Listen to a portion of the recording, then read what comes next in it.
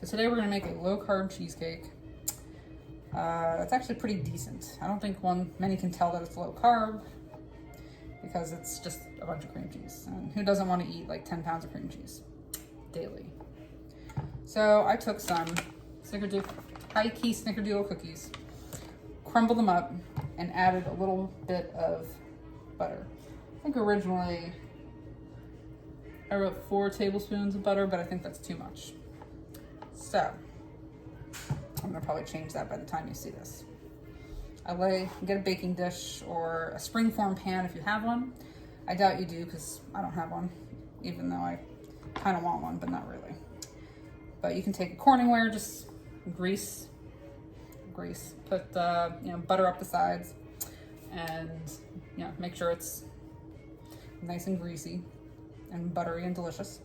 And then I just pour melted butter over the crushed cookies and then kind of pat it down.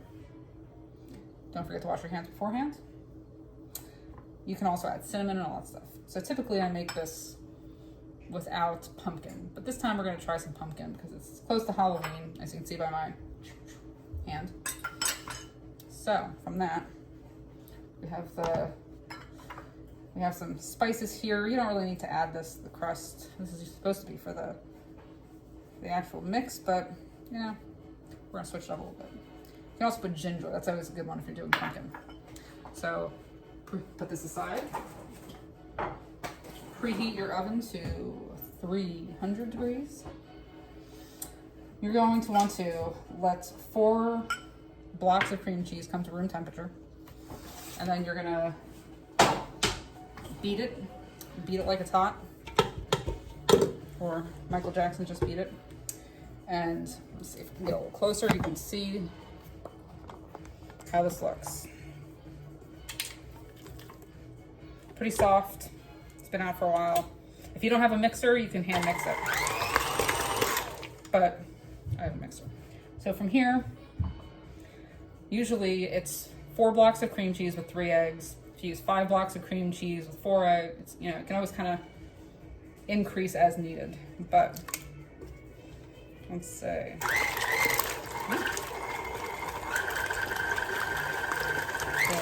kind of beat that. Beat it. Also puts a tablespoon of vanilla. Any spices like cinnamon, anything like that. That's gonna mix up. And here comes the other liquidy bits. It is a mixture of sour cream. Normally I use a cup of sour cream, but this time I'm gonna use half pumpkin, half sour cream. So, let's see how this is looking. Plop. I've never used this with pumpkin before, so this could turn out horribly bad, but I think the consistency is about the same. And I also may have run out of sour cream. You can use preserves. Be careful of using straight fruit because it could make things too watery. If that's the case, add less sour cream and whatnot, less liquids, or maybe even less eggs, but you kind of need the eggs for stability, for the structure. The protein makes it fluffy. And remember, any egg yolks usually give food moisture. Egg whites usually kind of dry things out. So you can always just add 1 less egg. But after you got all that, you can also hand mix this or use a hand beater. You can do that too. Let's say, lock that.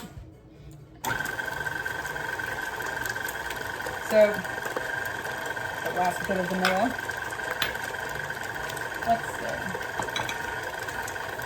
So from here, I'm going to turn it up a bit.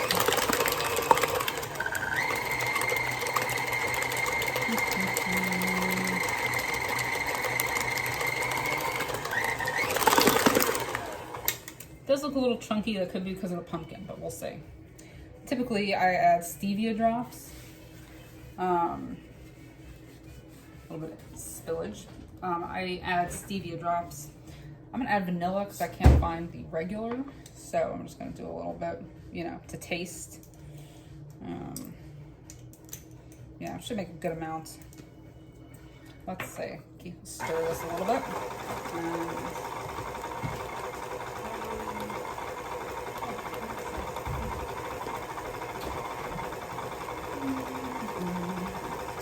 All right. So from here,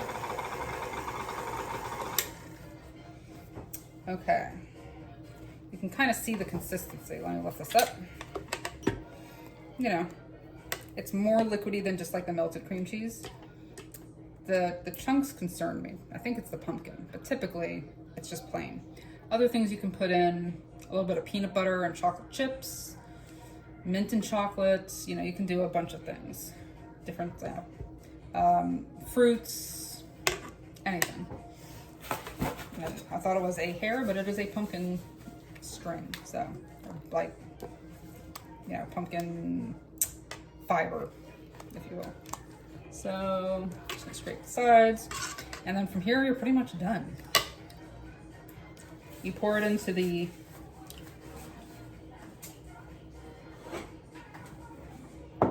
and I would also taste it to make sure you don't want it sweeter. If you want it sweeter, add more, because I think that's, could use a little bit more. You want to make sure it doesn't taste like fake sweetener. You could also use sugar or honey if you want this to be a not low carb.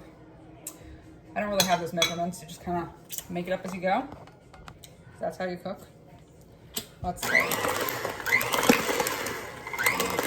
If you use beaters, you might whip the eggs too much. So, not a bad thing, but different texture and consistency. So, that looks about good. And let's get all this off the beater.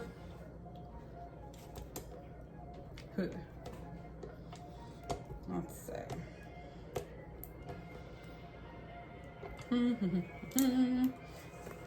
And yep, that looks good.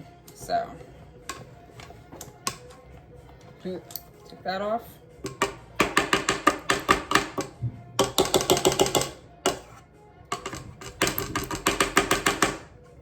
There.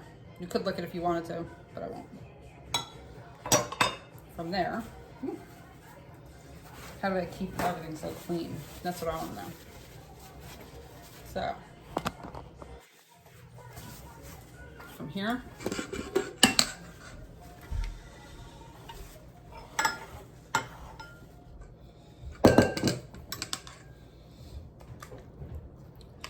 pour it into your, you know, some people bake this if it's kind of raw. I feel like I should have made more, but 4 ounce cream cheese, cup of sour cream, 3 eggs. Yeah, let's see.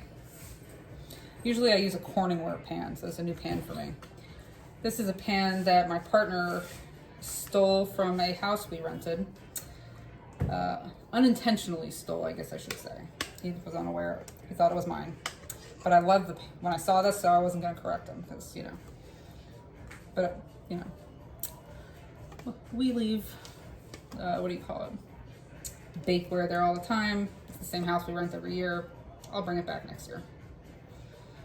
Wink, wink. Sure. All right, so put all this in here.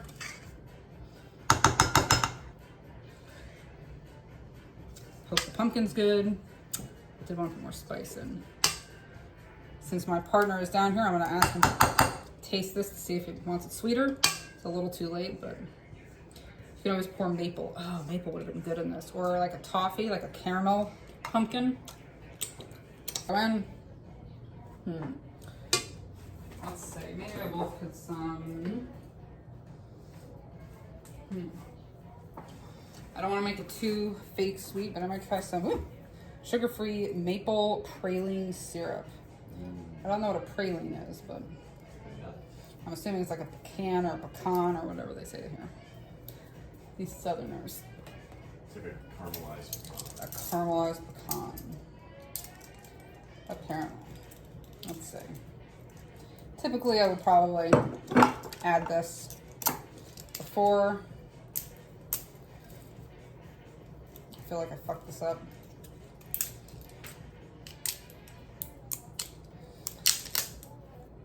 But I was just in a car accident like an hour ago, so I don't really give a fuck. Huh. There.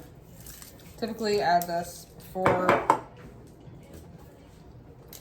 you take it out of here, but I just feel like I could use a little bump up in its flavor profile. So if that's the case, I'm just going to drizzle some on top. Kind of a lot.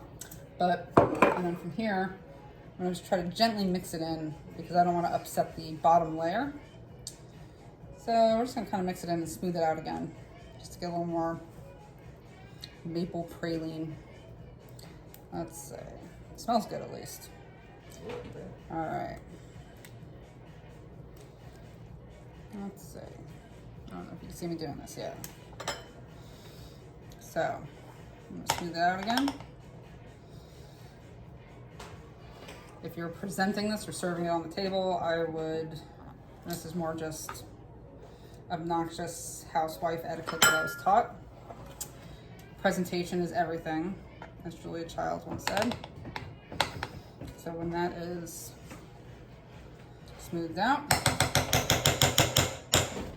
I try to leave a divot in the middle, like kind of push things towards the outside, just because once it rises, I kind of want it to all be even. So the trick to having, hold on, I didn't even tell you the last part. Okay.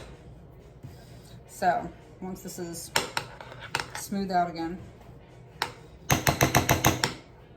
and if you're serving this at the table, just wipe away this part because it'll burn and it'll look kind of gross. So just do that. Just wipe the top.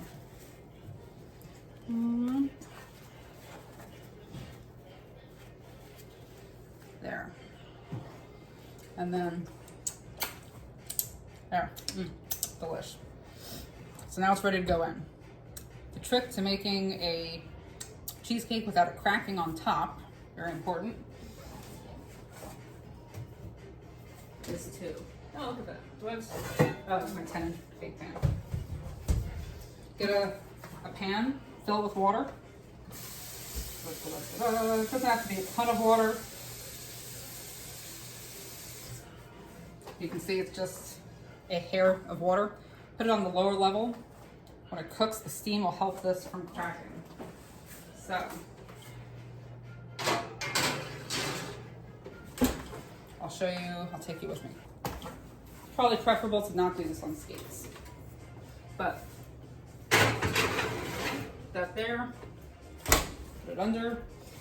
Some people, well, at the very end, will leave this cracked ever so slightly to prevent it from cracking on top. But there you have it. So that, you let that cook for, what did I say?